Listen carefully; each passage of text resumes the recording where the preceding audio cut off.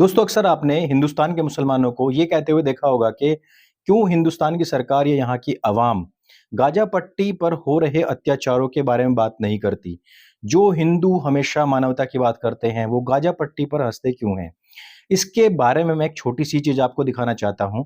ये जो वीडियो आप देख रहे हैं, लेफ्ट साइड में जो फेंसिंग हो रखी है, ये मिस्र देश की तरफ की दीवार है। और ये जो राइट साइड में जहां पर गाड़ियां चल रही हैं, ये गाड़ियां चल रही हैं गाजा पट्टी में, जो आप क्षेत्र देखते हैं जिस पर आजकल इजराइल बहुत ज्यादा बमबारी कर रहा है। इसको हम गूगल मैप पर भी देख सकते हैं जूम करके। जूम आउट करने के बाद हमें पता लगता है कि किस प्रकार से लैंड एक ही था लेकिन बीच में एक दीवार कर दी गई है। ये दीवार क्यों की गई थी? ये दीवार इसलिए की गई थी ताकि गाजा पट्टी के फिलिस्तीन के जो लोग हैं, जो आतंकवादी हैं, वो मिस्र में एंट्री ना कर सके। और ये एंट्री क्यों ना कर सके? ताकि मिस्र के अंदर वो आतंकवाद ना फैला सके। अब आप देखिएगा कि पूरी दुनिया के अंदर कहा जाता है हिंदुस्तानी मुसलमानों के द्वारा कि हमारे 56-57 देश हैं और हमारी 200 करोड़ से ज्यादा आबादी है। हम किसी को भी चाहें तो चींटी की तरह मसल देंगे।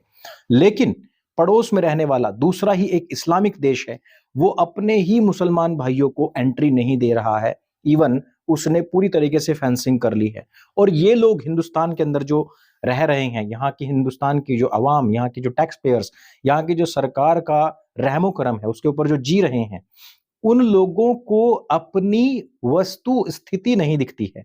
उन लोगों को अपनी प्रॉब्लम्स नहीं दिखती हैं।